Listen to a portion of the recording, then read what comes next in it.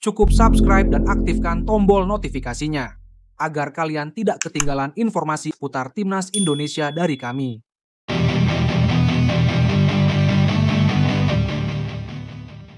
Video di awal tadi adalah laga tayangan ulang Timnas Indonesia U20 saat berkompetisi di level internasional beberapa waktu lalu, ya guys. Admin mengajak kalian bernostalgia sejenak melihat permainan ciamik dan berkelas Timnas Indonesia asuhan Indra Syafri ini. Dengan kualitas pemain diaspora dan pemain muda terbaik Liga 1, Timnas Indonesia menciptakan skuad mengerikan yang bikin lawan ketakutan.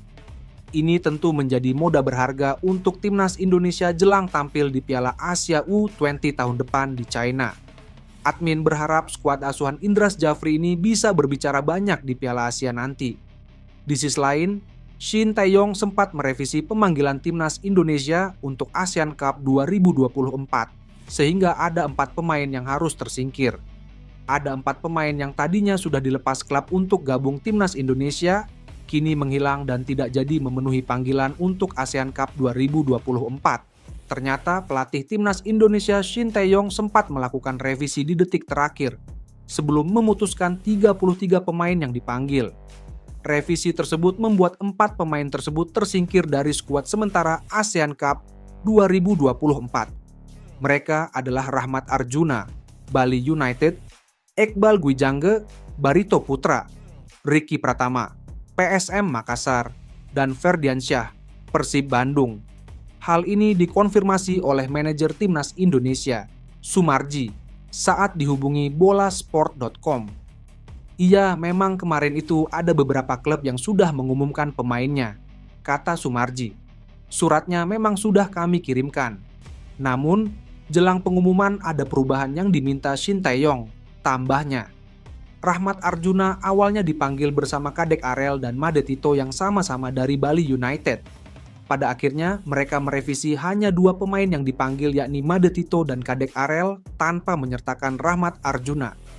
Hal yang sama dirasakan Iqbal Gwijangge yang tadinya diumumkan oleh Barito Putra mendapat Timnas calling. Namun pada list saat ini, tidak ada nama Iqbal. Sementara, perubahan paling besar dialami PSM Makassar. Di awal, PSM merilis hanya 2 pemain yang dipanggil ke Timnas Indonesia, yaitu Ananda Rehan dan Ricky Pratama. Akan tetapi sekarang, justru Ricky Pratama tidak masuk daftar pemanggilan. Namun ada 2 tambahan pemain yang dipanggil yakni Victor Detan dan Sultan Zaki. Sementara itu, Persib juga tidak jadi melepas 3 pemain melainkan hanya 2 saja, yakni Kakang Rudianto dan Robi Darwis. Satu lagi pemain, Ferdiansyah tidak ada di 33 skuad sementara yang diumumkan PSSI. Alasan taktikal menjadi penyebab Shin Tae-yong urung memanggil keempat pemain tersebut. Ini lebih ke alasan taktik dan strategi saja, kata Sumarji. Lagi pula ini kan baru TC. Nantinya hanya 23 pemain saja yang dipilih, tambahnya. Bali United melalui pelatihnya Stefano Cugura menjadi klub yang menyatakan memberi pengertian kepada Rahmat Arjuna usai gagal terpilih Timnas Indonesia. Tim kembali menggelar latihan, pasti saya bicara sama dia, Rahmat Arjuna. Buat dia tetap semangat, kata Stefano Cugura dilansir bolasport.com dari Tribun Bali. Dia masih muda dan jalan karir di sepak bola masih panjang. Yang dipanggil semoga bisa menikmati proses dan main di Timnas. Yang tidak dipanggil semoga bisa berikan yang terbaik buat klub, tambahnya. Gegerkan publik, Ragnar Oratmanguwen langsung jujur gini soal dirinya di Timnas Indonesia dan gilanya supporter Indonesia terhadap pemain Timnas.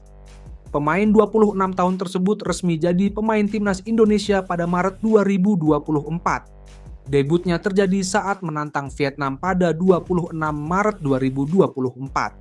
Ragnar Oratmanguwen langsung mencetak gol debutnya dalam kemenangan 3-0 atas Vietnam di Stadion Maidin, Hanoi. Kontribusinya di lapangan membuat Ragnar jadi pilihan tetap lini depan Timnas Indonesia. Meski begitu, dirinya sulit membayangkan bisa membela Timnas Indonesia seperti saat ini. Sebagai anak yang lahir dan besar di negeri kincir angin, tentu dirinya bermimpi bisa membela Timnas Belanda. Sebagai seorang anak kecil, ujar Ragnar Oratmanguwen, saya pikir akan sangat menyenangkan untuk menjadi pemain internasional. Awalnya saya berpikir tentang Oranje, karena saya tidak tahu bisa bermain untuk Indonesia. Lanjutnya, kesempatan debutnya bersama timnas Indonesia tidak disia-siakan oleh Ragnar Oratmangoen. Pemain FC Vidender tersebut langsung menghafalkan lagu kebangsaan Indonesia Raya usai dinyatakan memenuhi syarat membela skuad Garuda. Ini adalah pertama kalinya dalam hidup saya berada di Indonesia, ujar Ragnar. Sebuah pengalaman yang unik. Saya merasa bahwa saya ingin memberikan segalanya untuk negara ini saat mengenakan seragam ini. Saya dengan cepat mempelajari lagu kebangsaan, ujarnya. Selain itu, pemain FC Vidender tersebut merasakan juga antusiasme fans timnas Indonesia selama ini. Pada pertandingan kandang di ibu kota Jakarta ada lebih dari 70.000 penonton, ujar pemain kelahiran OS ini. Setiap detik mereka berteriak atau bernyanyi, saya tidak pernah mengalami atmosfer seperti itu. Para penggemar akan mati untuk Anda. Mereka begitu tergila-gila dengan sepak bola. Saya ingin keluar dari Belanda dan musim panas ini saya menemukan sebuah klub yang hebat di FC Vidender EH di Belgia. Sama seperti di klub-klub saya sebelumnya, saya tidak menonjol ketika berada di luar. Di Indonesia, mereka menggendong Anda dengan tangan mereka. Meskipun saya juga ingin kembali ke Belgia atau Belanda, tidak ada yang mengenali Anda dan Anda bisa melakukan hal Anda sendiri dengan tenang, ujarnya. Nyesal pindah ke Asia. Pengakuan mantan pelatih timnas Arab Saudi tentang dirinya saat melatih Arab Saudi. Begini penjelasannya. Roberto Mancini mengaku menyesal mundur dari timnas Italia dan memilih untuk melatih Arab Saudi. Mancini sebenarnya masih terikat kontrak bersama timnas Italia hingga 31 Juli 2026. Namun, ia memutuskan mundur dari kursi pelatih pada pertengahan 2026 Agustus 2023. Hubungan yang tak harmonis dengan Presiden Federasi Sepak Bola Italia, FIGC, Gabriela Gravina, jadi penyebab lahirnya keputusan emosional Mancini.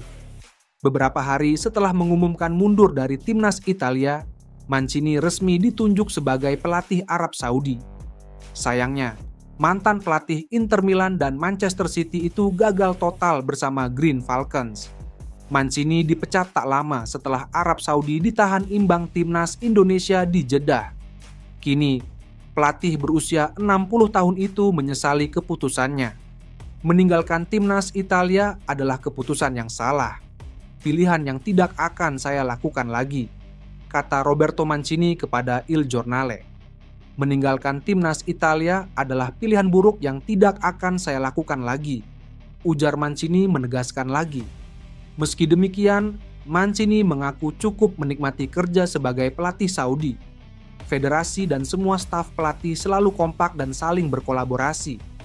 Secara pribadi, meskipun tidak berjalan sesuai harapan, saya merasa puas. Saya bekerja sama baik bersama tim.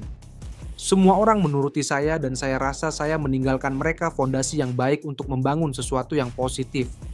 Hubungan dengan federasi juga baik.